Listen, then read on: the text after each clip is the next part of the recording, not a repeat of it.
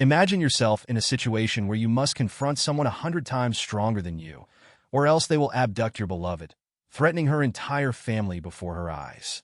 It's an incredibly challenging scenario for anyone to face. Can you picture what our hero did in such a predicament?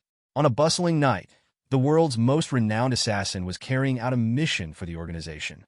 Completing his task with his usual professionalism, he then made his way to his next assignment. Feeling the weight of his age, he resolved to retire from his role as an assassin and transition into teaching. However, the organization did not take kindly to this decision. Upon learning of his retirement, they plotted his demise. They lay in wait until he boarded his return flight, then orchestrated its destruction, claiming his life and the lives of all on board. Yet, following his passing, he found himself in an unfamiliar realm. A figure materialized before him, revealing that he was now deceased and presenting two options. The first choice was to be reincarnated in the same world without memories as a new individual. The second option entailed rebirth in a fresh world retaining his memories, with the added advantage that came with this choice. To secure this, he had to fulfill a specific request. "Who do you wish for me to eliminate?" he inquired. She replied, "You are well aware. I task you with vanquishing the new world champion." Despite his reservations, he sought clarification. She explained, "Listen carefully. Upon his birth at 14, he will fall under demonic possession, leading this hero to commit atrocities. It will culminate in the destruction of the world. Your mission is to eliminate him before this catastrophic event unfolds." Understood, he acquiesced, promising to relay the appointed date for the world's new iteration. However, he raised a concern. "I am presently a frail mortal. How can I possibly overcome the champion who bested even the devil?" She assured him, "You may select up to 5 abilities as you see fit, with a maximum cap of 4. This is the natural limit for an ordinary human. Rather than opting for a solitary mystical enhancement, you will acquire all 4. Additionally, I shall arrange for your birth into a lineage specializing in assassination, aiding you in your training. 13 years hence, you must confront the champion." Resolved, he affirmed, agreed, and thus, he was born into a family lineage adept in the art of assassination. His mother bore the name Isra, his father known as Kian, with their family names shrouded in secrecy. After 7 years, the Ta family witnessed Luffy's gradual empowerment as he diligently trained to confront the hero, maintaining a regimen of wholesome, protein-rich meals to foster his physical development. Despite their covert profession as assassins, the family harbored deep affection for him, exuding happiness within their seemingly ordinary facade. Post-dinner, Luff routinely adjourned to the training chamber for assessments and exercises, overseen by seasoned members well-versed in the medical arts. Following a thorough physical evaluation, Luff was deemed prepared to inherit the Ta family's unique sight, granting him the ability to discern distant obstacles with exceptional clarity and distinctive attributes crucial for his forthcoming mission. Days later, as he unveiled his enhanced vision, Luff marveled at its prowess, enabling him to perceive far-off details and divine magical aptitude levels of individuals before him. Eagerly sharing his newfound capability with his father and mentor, Luff's elation was palpable. Guided by his mother's nurturing touch, Luff was attired elegantly for a significant encounter with his instructors. To his astonishment, the mentor revealed was a young sorceress named Adia, renowned as one of Swivel's top 5 mages. In a welcoming ambience, Luff underwent a magical evaluation orchestrated by Adia, showcasing his prowess by neutralizing Laura's Diablos, a feat that left Sam in awe as floating crystals threatened to erupt midair, a testament to Luff's burgeoning potential. Witnessing Luff's mastery, Adia embarked on unraveling his magical aptitudes, astounded by the revelation of his 4 abilities, a spectacle she found scarcely believable. In a reciprocal exchange, Luff imparted magical knowledge to Adia, cementing a bond of mutual admiration and fascination. Mastering the language of magic in mere moments, Luff's prowess extended to crafting spells independently, a feat he graciously shared with Adia. Their shared euphoria at Luff's capabilities prompted further exploration into magical weaponry, unveiling a realm of miraculous possibilities. As time elapsed, the penultimate day at the familial abode arrived, punctuated by a tender moment where Luff reciprocated Adia's affectionate gestures, culminating in her endearing request for his enduring companionship. Acknowledging this bond, Adia bestowed upon him a titanium knife as a keepsake, symbolizing their connection until their next encounter. a gesture reciprocated by Luff with the gift of language, ensuring their continued rapport.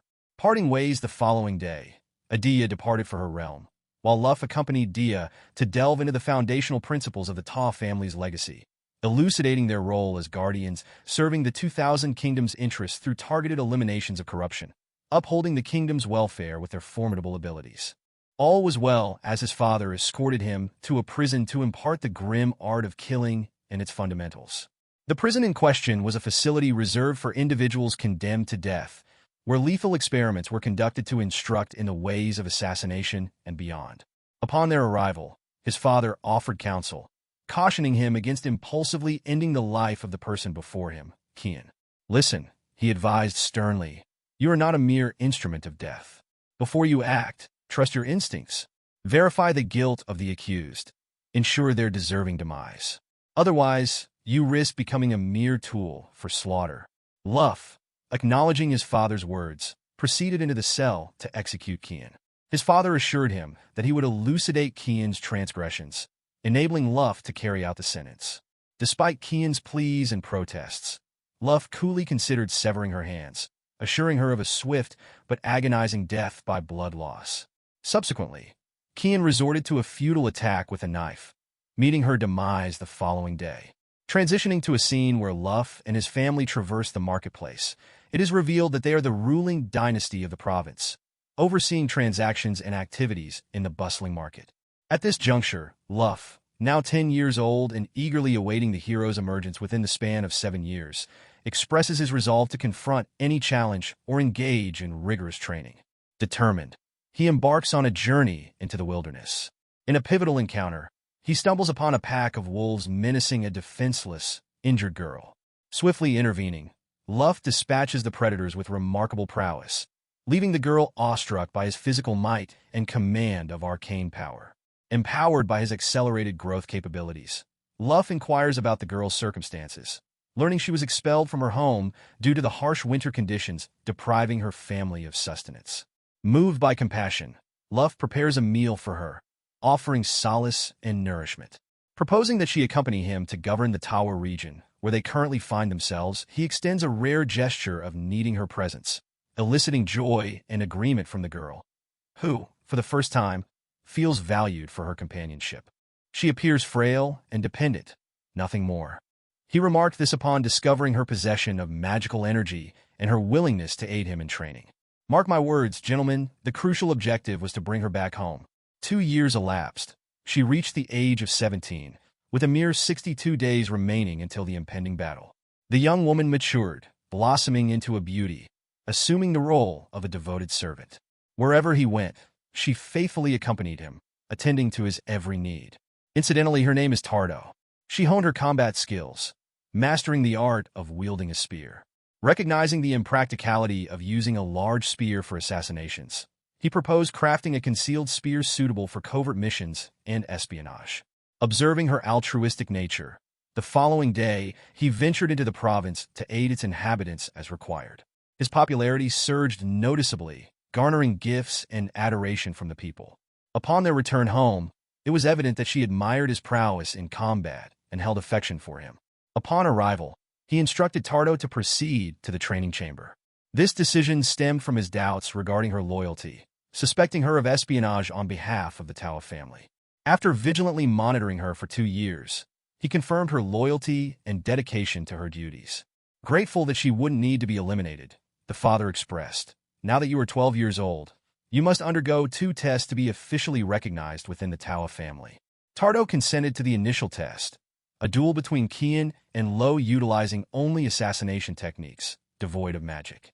The fierce battle commenced in the forest as each endeavored to eliminate the other. Yesterday, the father narrowly avoided a potentially leg-breaking blow, swiftly recovering and re-engaging in combat. After a strenuous struggle, he emerged victorious over his father. Kian tended to Tardo's wounds sustained during the skirmish and commended his son for besting the Tao family's formidable opponent, which was Kian himself. He remarked, "Your future in assassination shines brightly." Kian responded, "I have imparted all I can. Your experience suffices."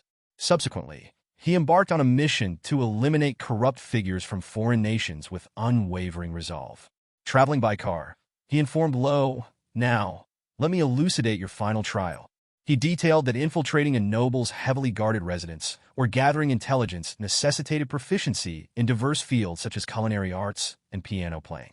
Therefore, your ultimate challenge is to adopt the guise of a merchant, streamlining your covert operations. By acquiring extensive expertise, adeptly engaging with nobility in trade is paramount. But how do I accomplish this? Will I succeed as a merchant? He reassured, "I once collaborated with the eminent merchant of Miltu, Asma Wadatuk. A counterfeit birth certificate has been prepared for a fictitious son named Eli Power. You shall assume this persona as Eli Powerda. Even under scrutiny, your true identity shall remain concealed." Returning home, he hosted a celebration to commemorate Tardo's triumph in the final trial. At the age of 17, he prophesied greatness, as the nascent Tawa family sparked joy among all its members. Except a boy named Rana. He objected because he wanted to become the head of the family, and he objected to lack at this time. There was a dispute between them, and he naturally won in a matter of seconds. The boy moved in a certain way and then shrugged before walking away. However, Luq eluded him after the party. He then requested him to become a knight. He offered him insights into his place in the family after assuming leadership in the future. The boy was overjoyed and accepted the offer. Lak gifted him a sword as a token, and he remarked that the sword would suit him better than a knife, my friend. The next day was crucial. Both Lak and his companions bid farewell to the family to head towards Miltu. They bid their farewells and departed. This is where the first part concludes. If you enjoyed it, let us know in the comments.